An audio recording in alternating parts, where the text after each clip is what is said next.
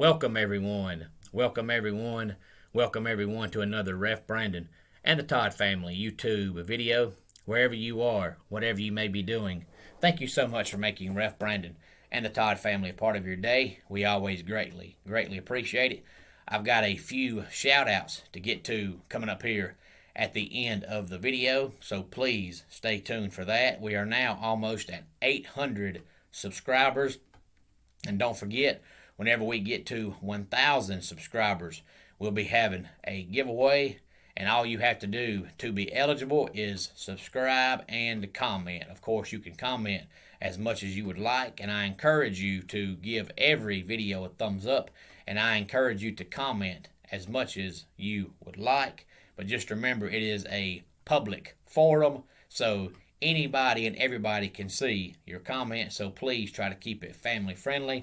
But I always encourage the comments. I enjoy reading what everybody has to say, especially in the world of college football, which is what we're going to talk about coming up today here on the channel. We had a lot of big time games yesterday. We had a few upsets, had a couple of more undefeated teams go down, so we're going to talk about all that today here on the channel. Any comments on any of the games, please feel free to let me know. Illinois beat Minnesota by the score of 14-6.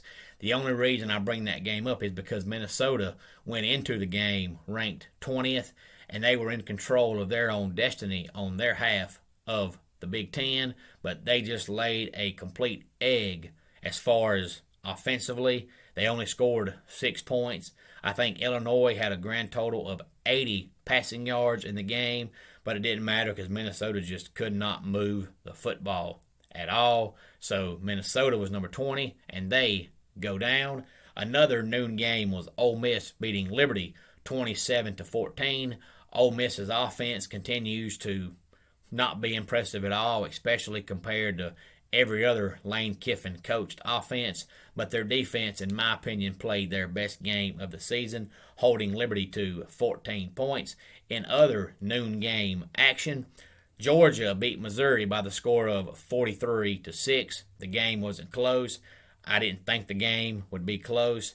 For all the Georgia fans that have wanted JT Daniels to play, he finally got some playing time yesterday. I think he was 7 for 11 for 82 yards after Stetson came out of the game. The only head scratcher for me in that game was the fact that in the first half, Georgia could not run the football at all because Missouri's run defense has been absolutely atrocious all year long, and all the good running backs Georgia has, I just do not understand why their run game was so pathetic in the first half. I know I said on Friday that I thought Stetson would throw 15 passes. He threw 19, so a few more than what I thought, but that was only because of the fact in the first half Georgia just could not run the ball at all.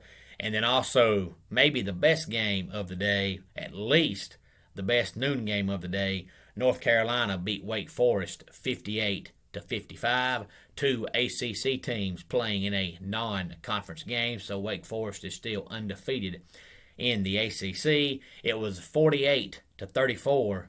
Wake Forest going to the fourth quarter, but in the fourth quarter, their defense just collapsed. North Carolina wins 58-55. Now, Wake Forest has NC State next week and Clemson in 2 weeks, so they might go from 8-0 to 8-3 in 3 weeks' time, but their defense is 74th in the country as far as total defense, so it's been bad all year long, but I thought it would get a little bit better, but it's no better now than it was back in September. And speaking of Wake Forest being 74th in the country on defense, it brings me to something I've been talking about here on the channel since I started the channel, which is how much I despise ESPN, and I only watch ESPN when they're covering games. I no longer watch any of the midweek shows. I don't watch any of the pre-shows, the post-shows, none of that, because ESPN has turned into a brainwashing company that only wants to tell you what they want you to believe is the truth and not the whole truth. I know I mentioned on Friday that me and some friends of mine went out to eat on Wednesday for lunch, and since I don't watch ESPN, I didn't know this. One of them had to tell me, but after the playoff rankings came out Tuesday night, and Wake Forest was in the top 10. Idiot Joey Galloway, which is what I like to call him, said that Wake Forest had no business being in the top 10 because their defense was 74th in the country, which is accurate. What he did not tell you is that Ohio State, who has a loss, but they're ranked ahead of Wake Forest, is 74th in the country in strength of schedule. So he wants to penalize Wake Forest for being 74th in defense, but does not mention that Ohio State should be penalized for being 74th in strength of schedule. The reason is it's Ohio State. That's one of ESPN's babies. So that's another reason why I don't watch ESPN, because if you don't follow stats and all that, you probably had no idea that Wake Forest was 74th in defense. But Joey Galloway is going to tell you that. But he ain't going to tell you that Ohio State's strength of schedule is just as weak as Wake Forest's defense. But anyway, I'll get off my rabbit trail and back on the games. Speaking of Ohio State, they beat Nebraska by the score of 26-17. Ever since Ohio State lost to Oregon, they have looked a little bit better every week on offense and especially defense, because their defense was awful the first month of the season. But their offense put up almost 500 yards of total offense, but they only had 2 touchdowns to go along with 4 field goals. Luckily for them, Nebraska is hot garbage, so they won the game, but still 26-17 is not impressive at all. Now, Oklahoma State continues to be impressive on defense. They beat West Virginia by the score of 24-3. Now, it's amazing how people always talk about how the Big 12 doesn't play defense, and they always talk about how bad the defense is. But this year, Oklahoma State has one of the best defenses in America, and nobody talks about it. So when your defense sucks, they dog you. When your defense is good, they don't talk about you. But Oklahoma State entered the weekend just outside the top 10. So when the new college football playoff rankings come out on Tuesday, they may be in the top 10. And then in the ugly 3:30 game, we had Auburn losing to Texas A&M by the score of 20-3. There were no offensive touchdowns scored in this game. The only touchdown was a Texas A&M 26-yard fumble recovery for a touchdown. Going to the fourth quarter, the score in this game was a whopping Texas A&M 6 and Auburn 3. And no, that's not a tale of two good defenses. That's a tale of two pitiful offenses. Now, of course, you wouldn't know that because when Texas A&M played Alabama earlier in the year and beat Alabama, they went up and down the field. But, of course, yours truly said back in about August that Alabama's defense was not that good this year, and I think that's just more proof of that. Texas A&M scores 12 points on offense with 4 field goals against Auburn. They scored 10 against Colorado earlier in the year, but they can go up and down the field against Alabama.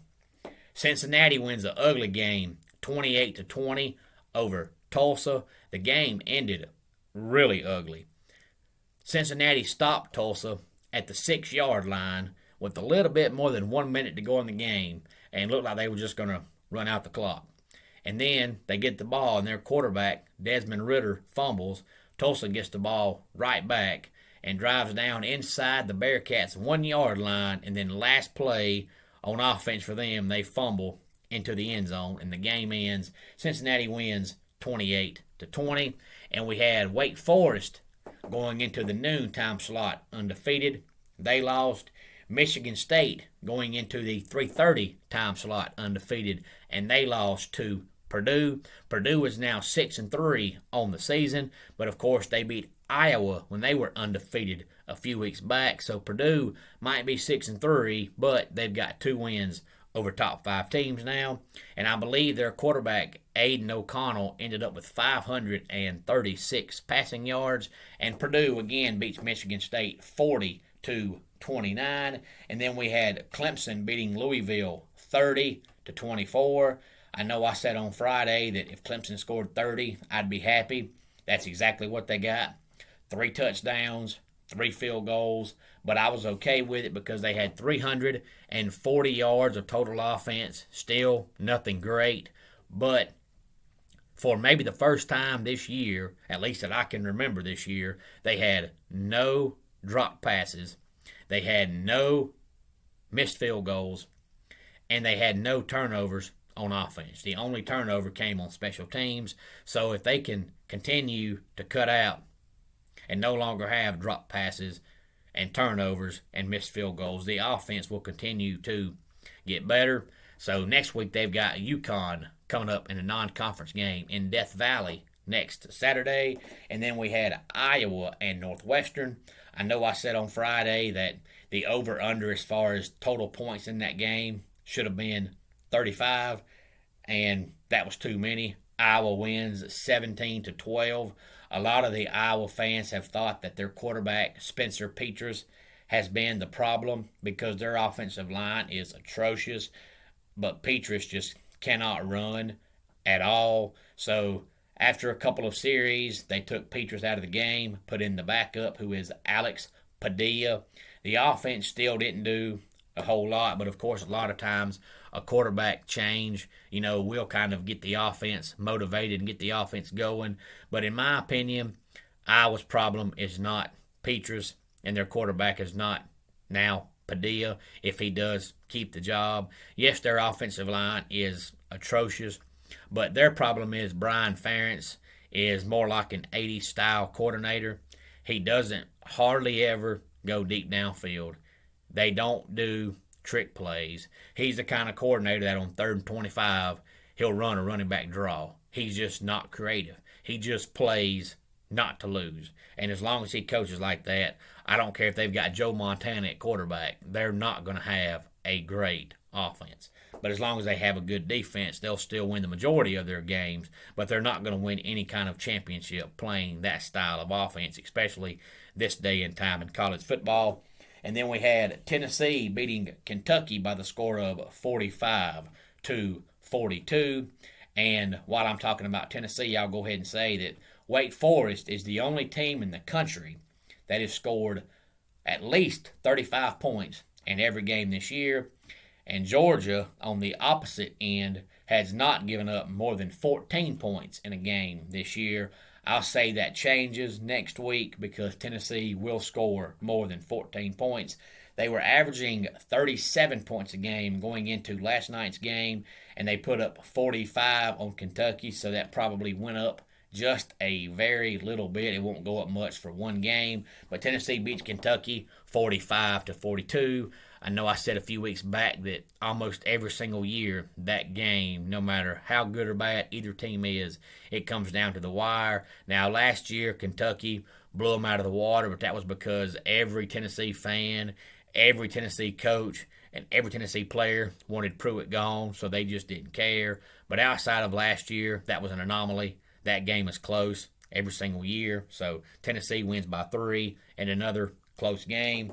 And then we had Baylor, who was inside the top 15 in the country, going down to the TCU Horned Frogs by 2 points, 30-28. That was the first game TCU has played without Gary Patterson since the year 2000. And then we had Arkansas beating Mississippi State by the score of 31-28, which I'm glad about that because Mississippi State was ranked 17th. They had no reason to be ranked 17th. They were only that high, so the committee could say, well, Bama's got to win over another ranked team. Well, I think it's clear now Mississippi State ain't got no business being ranked. And then we had NC State beating Florida State by the score of 28-14. Now, like I said, Wake Forest and NC State play next Saturday, and more than likely the winner of that game wins the ACC Atlantic, and it's two completely opposite play styles. You have NC State with a average at best offense, but a great defense, and then you've got Wake Forest, who has a phenomenal offense, but no defense whatsoever. And then also we had an ugly game, Alabama beating LSU 20-14. Alabama had, I believe, right around 10 rushing yards in the game, which I've said all year long, Bama had no running game, and that was just more proof of that. Luckily for them, LSU has an average at best offense, so Bama was able to beat them in an ugly game. And then we had South Carolina just destroying the Florida Gators by the score of 40-17. You can say that Dan Mullen has quit on Florida, or you can say that Florida has quit on Dan Mullen. You can take it whichever way you want to, but Florida ain't got no business losing that bad to South Carolina. Any comments, any thoughts on any of these games, please feel free to let me know.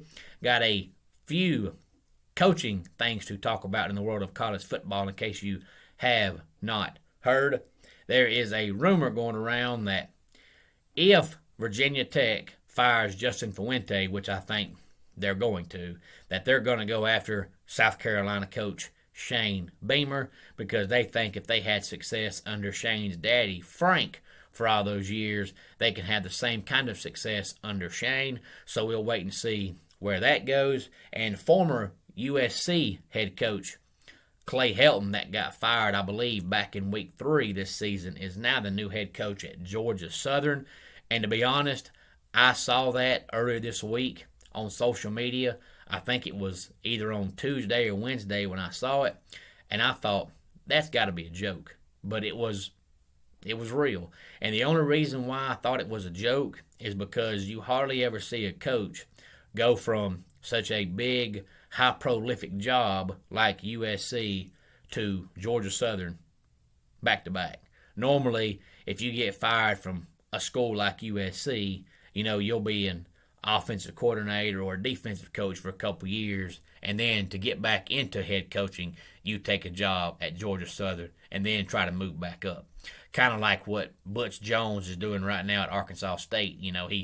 Tennessee fires him, then he goes to Alabama as some made-up coach for a few years, and now he's back into head coaching at Arkansas State. So in a couple years, if he builds them back up, he'll leave and go somewhere else. But for a coach to go from USC as the head coach to immediately Georgia Southern as the head coach is something you just don't see every day. And one more coaching news and notes. Rumor is that the reason why Texas Tech fired Wells last Sunday is because of the rumor going around the SEC that Mike Leach is going to be fired next month. So Texas Tech wanted to go ahead and fire their coach so that if Mike Leach does get fired next month, they can bring him right back to Lubbock, Texas, because we know that's where Mike Leach got his start at, and he put Texas Tech on the map. They were no good before he got there, and they've been no good since he left. So I'm sure if he does get fired, he would go back, but I don't think he would leave to go back. So if he doesn't get fired, then Texas Tech has to figure out what's the next step. My shout-outs for today, we've got Colin, who lives in Winder. He subscribed to the channel on Friday. He is a Braves fan and a wrestling fan. He actually went to the Atlanta Braves World Series Championship Parade on Friday and showed me a few of his pictures. He got some great pictures. I told him he made me a little bit jealous because I wanted to go to the Braves Championship Parade. And we also have Andrew, who lives in the upstate of South Carolina. And, of course, he is a Clemson fan. He wanted me to say, go Tigers. And also we have John, who is an independent wrestler in Kentucky. He subscribed to the channel on Friday as well. And then yesterday, we had my man Brian, who lives in Charlotte, subscribe to the channel. He is also a Clemson fan and a wrestling fan, and he wanted me to say, go Tigers. So thank all of you guys so much for subscribing. We greatly, greatly appreciate it. Now just please give the video a thumbs up and spread the word and comment, and you are now eligible for our 1,000 subscriber giveaway. Let's go ahead and get our dad joke of the day in here. I would tell a joke about bananas, but it is not very appealing. And that wraps it up for today's Ref Brandon and the Todd Family YouTube video. Until next time, it's Ref Brandon saying, just like in pro wrestling, life can be over by the count of 3. Tell your friends and family how much you love them. Bye.